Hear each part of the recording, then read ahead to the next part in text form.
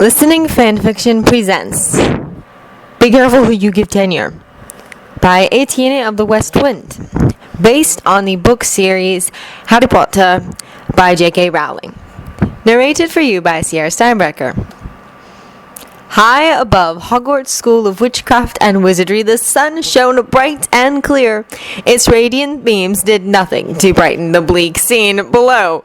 A thick layer of smoke lingered over the castle, moving slowly in the windless air. A huge pyre sputtered out, having reduced the bodies to bone and ash.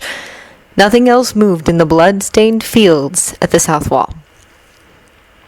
Inside the castle, the halls echoed emptily. Students huddled in their common rooms, speculating darkly. Staff members busied themselves with cleanup and treatment for the wounded. Down in the dungeon, a slim redhead stirred a healing potion while a dark-haired man handed powdered beetles to him. A single loud voice broke the hushed atmosphere. "Kendrick!"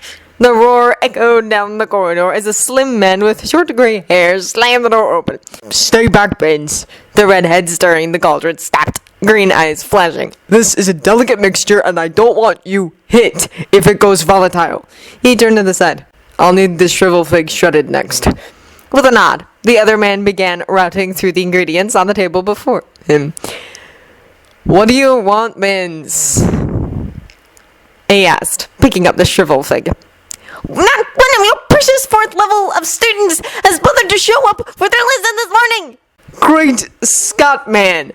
Godric paused mid-tread. "Do you not realize that the school was attacked yesterday?" "You can't tell me they are all that are wounded!" A fourth man entered the room. Except for a few inches of height and lighter hair, he looked remarkably like Godric Gryffindor. "I cancelled classes, Vince." The newcomer spoke. "The children need time to adjust to the betrayal and loss of their own. I assumed you had been informed and would have no objection." "Well, I wasn't, and I don't! Marilyn, take it, Salazar! History is important!" Baines swept past him and stalked out of the room. "What an idiot," the portioned smith muttered. Salazar snorted in agreement. I could hear him one floor up. You'd think cowering under his desk yesterday would keep him quiet for a few days, but now he's back to his usual uselessness. "Why don't you guys just replace him?" "Because someone swore a contract oath that he could keep the job as long as he wanted it," Salazar replied, voice full of disgust.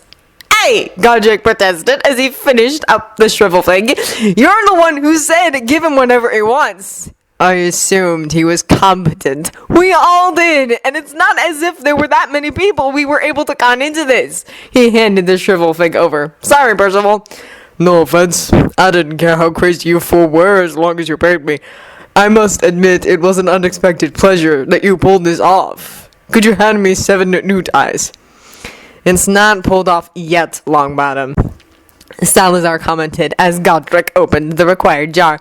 "The students we've taken in so far were mostly from families that could not afford any tutoring or apprenticeships for their children, so we sponsored them.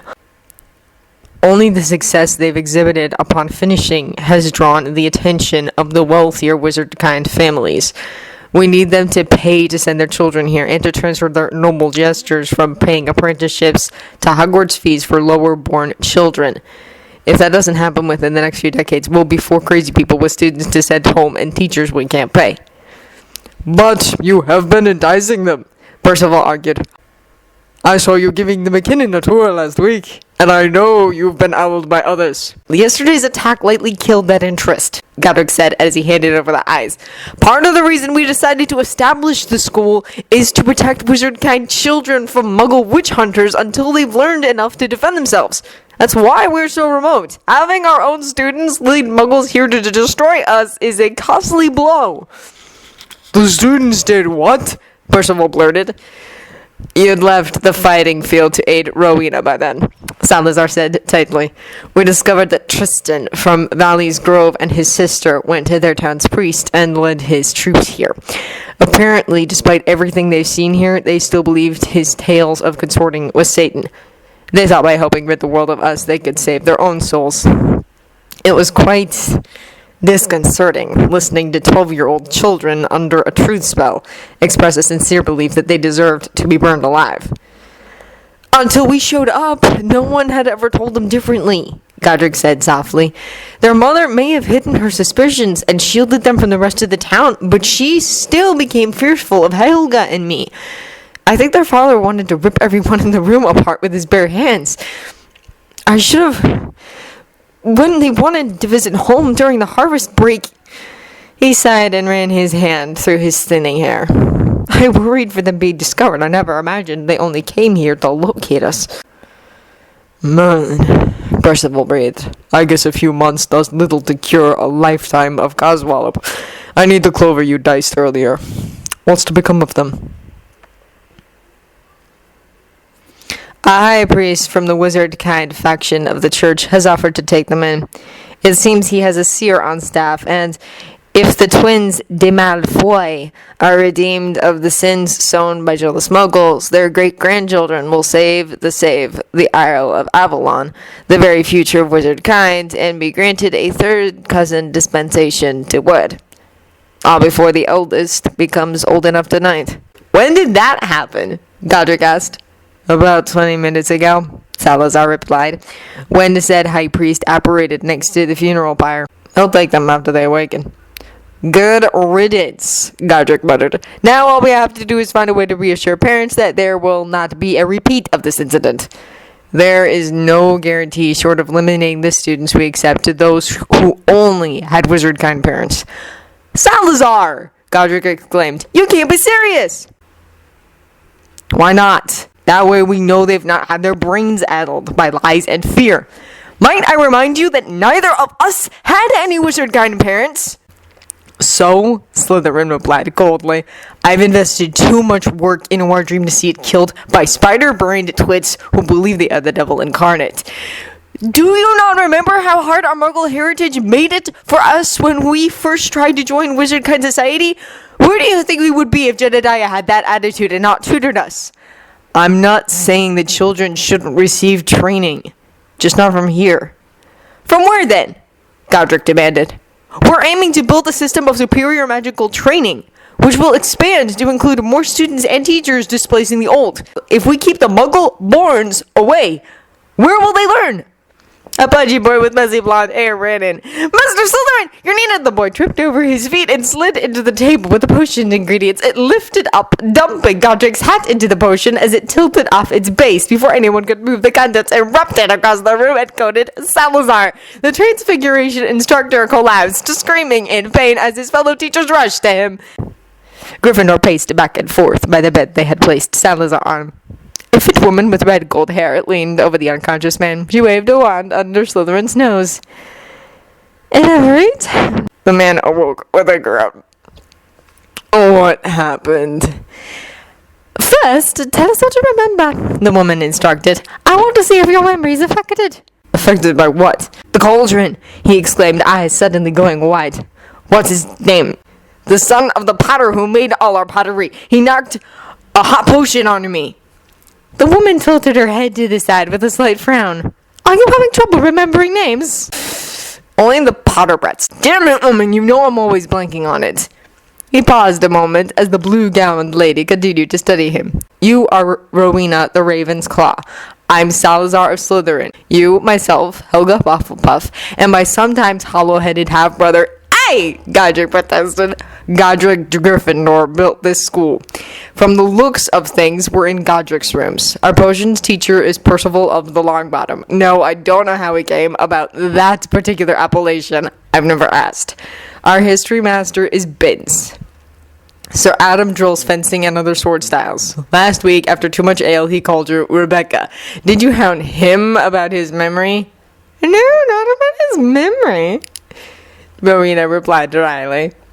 Godric instructs care of magical plants. Salazar continued ranting without any sign of hearing her.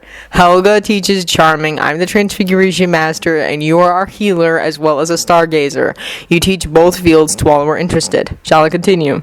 No need, Sal's, she replied. You believe that the potion hasn't addled me then? I've known all along it didn't. I was concerned about you hitting your head when you fell. You could have asked Godric or Longbottom. We weren't sure, Godric said. You dropped so fast, then lost consciousness. So would you if you felt like your gut was scooped out of you. Salazar started to sit up before lying back down with a groan. How bad am I burned? Nothing too serious, Rowena replied. Percival and Godric cast cooling charms quickly, but a few areas still might blister. The soreness you felt would be leftover cramping from the potion's effects. What effects? It was a healing drop. Did that unfinished hodgepodge poison me? No, it has to do with that little curse Septimus hit you with last year, Rowena replied. I'd hardly call an attempt to permanently change my gender little, no matter how weak the shot was, Slytherin groused. It seems it had more effect than we thought. He put a seed for a womb and other attributes in you. All that blossomed when you were hit with a potion. I'm a bloody woman, he roared. Technically, no. You still have the male equipment. The potion is female-centric, and the seed was enough for the potion to take root. It only caused the parts to mature since you needed them and ignored the old. Why would I need them? Salazar demanded. Well, Lady Ravenclaw paused. She took a deep breath before continuing. Many fertility potions, particularly those aimed to cure a malformation of the womb, are similar in composition to certain healing potions. Sometimes the only difference is ingredient portions or an extra ingredient for one or the other. Percival was close to done when the potion erupted. It treated the womb seed as a malformation to fix, Salazar said, blinking up at the ceiling. I see. How do you unfix it? We don't. There's no way to remove the new parts without damaging the old. I'm sorry. Salazar's face went stone blank. Is that all? He asked tightly. This particular potion can also be used to impregnate, and it was contaminated with Godric's hair. Naturally, Salazar replied calmly. Why fix a womb if not to put it to use? Bloody hell, woman! Slytherin shot up into a sitting position before hunching forward, clutching his stomach. After a few labored breaths, he spoke again. Did you just tell me I'm pregnant with my own niece or nephew? Godric put in as Salazar paused between words. Yes, thank you, but my vocabulary wasn't adult either. Rose's scan detected male factor in the child, Godric replied, an almost proud half-smile on his lips. It's our nephew. We're having a son. He blinked. That sounds terribly improper. You think? Salazar growled. Then he started laughing. Yelping with pain, he fell back onto his bed, clutching his stomach. More laughs and groans continued to pour out of him. I always knew we'd make this place famous, he bit out weakly as the hysteria began to subside. The minute we began to realize this dream, I knew our names would be remembered centuries on. I thought it was because we were building a legacy to strengthen the future of wizardkind. We are, Godric replied. Admittedly, we hit a bump with the attack, but do you honestly, think any of that matters anymore? Salazar spat. I'm carrying your child, Godric. They're not going to care how. The bare facts of it sound too, as you said, terribly improper. No decent witch or wizard, nor most of the indecent ones for that matter, are going to allow us or our school anywhere near their children. The way news spreads among wizardkind, by this time tomorrow, over half our students will be pulled. Well, yes, Gryffindor admitted. If they find out, there's no reason we can't keep it quiet. I assure you, it's already out. The Potter's brat has no sense of discretion.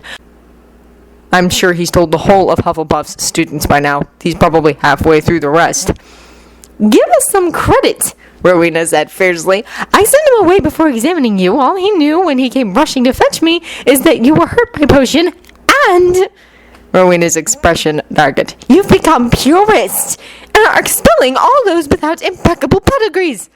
I never said that, Salazar protested. I said the only way to ensure that we don't have a repeat of yesterday is not to have children from all Muggle families. That's not that far removed, Rowena said critically. Most of those kids will not turn out like Tristan and Mary, Godric said at nearly the same time. I know you counted them among yours, but you cannot let betrayal crowd your judgment. I care more about the school than anything. If it takes not accepting Muggle-borns for the next few decades until the wizard-kind elite are sending a second or third generation of their children here, so be it. That's hardly just... Damn it, Godric! The world is not just. It's a fine goal to strive for, but if we can't keep a practical footing here, we'll never have a chance to try. Fine, Rowena snapped. Practically speaking, the few students who actually bring some income in are from families not overly attached to the way wizard kind has passed magic on in the past. Why do you think they feel that way? Salazar frowned. They're... Oh. Muggle-borns and families with strong Muggle ancestry, Rowena smiled. And as Adam recently pointed out, that in wartime foreign wizards might wish to take the children here hostage. Okay, we can't guarantee we won't repeat yesterday. What can we do to convince the nobles that it is unlikely to happen again? Slytherin asked. Helga has some ideas about warding the castle so Muggles can't see it, Rowena said. Adam has plenty of suggestions too. Once he returns, I think we should have a full staff meeting to discuss everyone's ideas. Returns? Where'd he go? Valley's Grove with Renan and your high priest, Godric replied. According to the prisoners, they've been plagued with a large witchcrafted snake. So you sent my protege off with the man who's courting her? With you out cold, we only had one serpent whisperer, Rowena responded. He insisted on looking after her. Nothing will happen with a father Alaric with them. Slytherin kept glaring at her. Don't worry, she growled. They'll be back by nightfall. They did not so much as hear from Renan until noon the next day. She sent her voice via candle to request help from the Hogwarts staff. Basilisk! She spat, her tiny image pacing in the candle flame, dark hair swirling in behind her. That out for brains village priest brought a basilisk hatchling with him when he was assigned here. Is he insane? Godric blurted. Probably, Brendan snorted. But it doesn't seem he realized the threat it's to grow into too. We still have years before its gaze will kill all lay eyes on it. He just saw it as a clearly unnatural snake that crossed his path. Dump it in the nearby woods, and sightings of it alarm the peasants. Start reaching against the witchcraft threat. Wow, he gets extra tides and higher power over his flock from each snake sighting. Thank God for small basilisks, Godric joked. Immature basilisks can still harm, Rowena said harshly. Their fangs are deadly, and sustained eye contact can cripple. They are also impossible to kill. Strong protective wards surround them to ensure they survive to adulthood. Not that the adults are easily slain, but this isn't good. I've talked him into his hole for now, Renan said, but that'll only last a day or two. Collapse the entrance and bury him, Godric suggested. It may be a monster, but it's still a snake, Salazar drawled. We need to move it to an unpopulated area. Don't they live for centuries? Helga asked calmly, twisting a blonde lock around her finger. No matter where we put it, it'll find its way to people. Or have them come to him.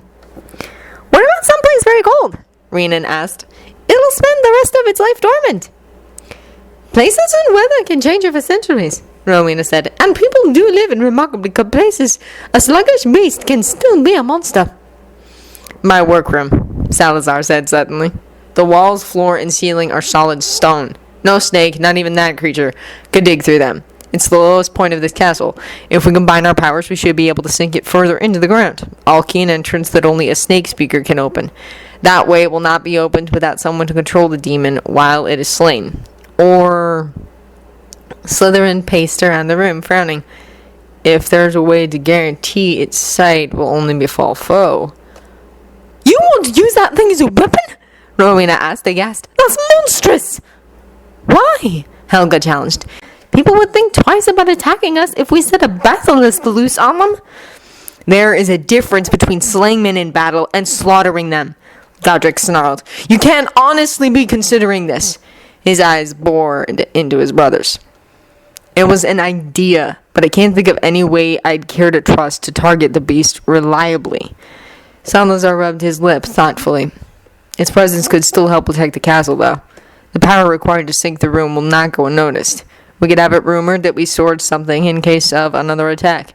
It'll help the increased wards and protections make students and parents feel more secure. And once we do slay the beast, we don't have to let anyone know, Helga said with a smile. I like it. Would you send your children here with a basilisk underfoot? Rowena asked. There are fearsome beasts that are known to be quite gentle, Helga argued. Fearsome and gentle? Godric snorted. That's an unlikely combination. Spoken, Helga drawled, blue eyes growing colder. like someone who would run away from all hippogriffs, even their hatchlings. I was 12! Godric protested, face flaming as he glared at his brother. And it was the mother that worried me! Salazar snickered. Jedediah berated them. You really think he would have brought the chick in for us to see if the dam did not agree? You, perhaps, he muttered, folding his arms over his chest. She didn't like me! Rion! Adam's voice echoed through the candle. They're growing restless again! The black-eyed woman gave a sharp nod to the side and then turned back to her candle. I need to go. These chicken breeds won't listen to most of what we say. No one's attacked yet, but they keep going back and forth on whether it is a good idea. Publicly truth spell the priest, Salazar instructed. That'll distract them.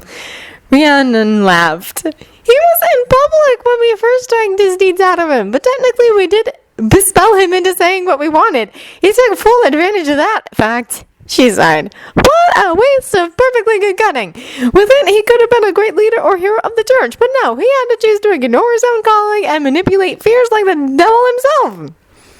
Unfortunately, life's gifts are not always bestowed upon those who deserve them, Rowena said. Anyway, I'm going to help calm the latest crisis. I'll go back to see if you've settled on a plan. With a chime, the candle flame died. Slytherin sighed. We can debate the merits of rumors versus total silence later. For now, unless someone has a better idea, I'd appreciate some help clearing out my workroom. What will we tell the students? Godric asked suddenly, as they were in the middle of clearing out Salazar's lab. I thought you wanted us to keep quiet on the basilisk, Salazar replied. I mean about this. Godric waved a hand around his brother's workroom. Everyone knows this is your room, designed to fit your needs. No one's going to believe that any other room in the castle is suddenly better for your research. I agree, Helga said. That is why we should let the students know what we are using this room for, if not the exact beast. They won't question why it is the best. That will not help us call them parents, Rowena argued. We can tell them it is waiting for my return. Return? What are you talking about? Godric demanded. What do you think? Salazar set the crate he had just levitated down and gestured at his stomach. I can only stick around a few months at most, so I'm going to stay until we have all of the new defensive spells erected, and then leave. We'll tell the students I'm searching for ways to strengthen the wards and further disguise us from muggles. Certainly I'll be traveling far enough I might find some, and we'll send them your way if I do. You don't have to leave, Godric protested. We can hide your condition. What condition? Helga asked. In a school full of students? Salazar scoffed. Their mistakes will leave no hope of that. We'll hide you then, Godric persisted. What are they talking about, Ro? How? Locked in a tower somewhere. Even if the students who can't stay where they're told will find me, how will we ever explain the child? Child? Helga repeated blankly. He couldn't have been left with us. Godric, he is going to resemble us. We could let it be assumed he's ours. One of ours, I mean. You grew up alongside me, but you really have no idea what it's like being publicly known as a bastard, do you? Salazar growled. No child deserves being raised with the blame of his parents' sin. There's no sin! Not really. All the more reason not to inflict. Hey! The bellowing blonde stepped between the two quarreling wizards. What are you two talking about? Gryffindor exchanged a glance with his brother. After Salazar's short nod, he turned to Hufflepuff. Helga, there's something we need to tell you. Salazar, the sleeping spell is wearing off, Rhiannon said as she looked up from the side of the wooden grate. It's okay. We've almost got it there. Slytherin led the way to an empty room. On the left sat a series of garderobes. On the right, between two basins with pumps, stood a gaping hole. We'll just soothe it and talk it down the hole. A loud crash echoed through the room as the basilisk broke out of the huge crate Renan and company had transported him in. Flying wood hit Slytherin in the back and knocked him to the ground as the large serpent rushed at him. Renan ran forward and hissed commands at him. The beast hissed furiously at her as Salazar pushed himself up to his knees. He spoke to the snake, gesturing to the hole. The monster hesitated, hissing something. Both serpent whisperers repeated their commands, and the basilisk capitulated, diving down into its intended prison. Must you go? Salazar stopped leading his horse out of the grounds. His brother stood in the shadows by the gate. You know we'll never keep things quiet in this place. I know, Godric answered. But now? He walked over to him. Is it even safe, traveling in your condition? He asked quietly, looking at his brother as he stroked Thunderfoot's head. Safer than with an infant, Salazar said, or an 8-month bulge in front of me. And unlike those two options, the secret will remain that. What if someone attacks? With the new wars, I wouldn't worry. I meant you! Bandits! Or if you stumble into a clan fight. I can defend myself. Can you? Godric demanded. Between the changes the potion wrought and Rose's additional ones for safe delivery, your body shape has changed. It doesn't move the way it used to anymore. In the heat of battle, will you be able to adjust to the subtle balance difference, or will you react out of habit? I'll do fine, Slytherin snapped. He sighed as the horse fidgeted, pulling his head back from the reins Salazar held. Godric, I'm not needed here. There's nothing I've been doing these past few years that Renan can't. Except in my brother, Gryffindor muttered under his breath. Salazar frowned. What did you say? You don't know where you're going or what's going to happen.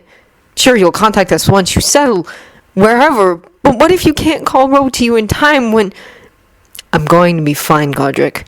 I know, but what if... Here.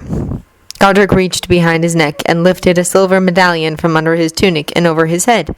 On it, a wild boar stood frozen as if reared into the air. Wear it! Slytherin's eyes widened. That's... Godric nodded. It was among the things I accidentally left with after Father disowned us. I want you and the boy to have it now. It belongs to you. You're the proper heir. Fact good that little fact will ever do me. Besides, if knowing my unclean hands have it burns Father's shade, imagine what he'd feel if he knew our chat. Gryffindor grinned widely as Salazar reached out and snatched the medallion from him. Thought that'd convince you. Salazar rested the medallion on the palm of his hand, letting the chain dangle down into the air. There is more than just silver here. Godric nodded.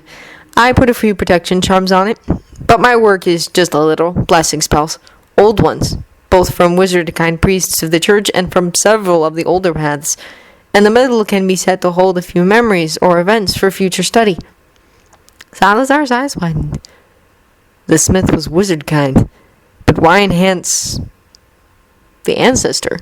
I don't know, but remember Grandfather Jav's drunken talk of a lost inheritance? I think it means he or his father was witch-born. Perhaps, Slytherin muttered. It's a useless study at this point. But fascinating. Godric ignored his brother's snort. And even if you never delve into the medallion itself, it should still bring you luck. Thank you. Slytherin slipped the medallion over his head. Then he reached out and pulled his younger brother into a tight hug. When they pulled away, he grasped Godric's shoulder. Don't you dare let this place fall. We've put too much into it. Yes, we have, Godric said solemnly. I still wish we could keep you here, though. Good Lord! Don't you think you two are taking this admissions debate too far? Startled, the two brothers turned to see Binns trudging into the school grounds carrying a stack of books. Muggles are an annoyance, but to storm out over their kids is a little childish. I'm going off to search for new ways to increase the defenses, Binns, Slytherin growled. Don't you remember the last staff meeting? No, Godric scoffed. He gave himself a nosebleed this morning trying to apparate out through the new shielding. The spread of Muggles apparating is a bad joke, Ben said, even if preventing it does calm the children.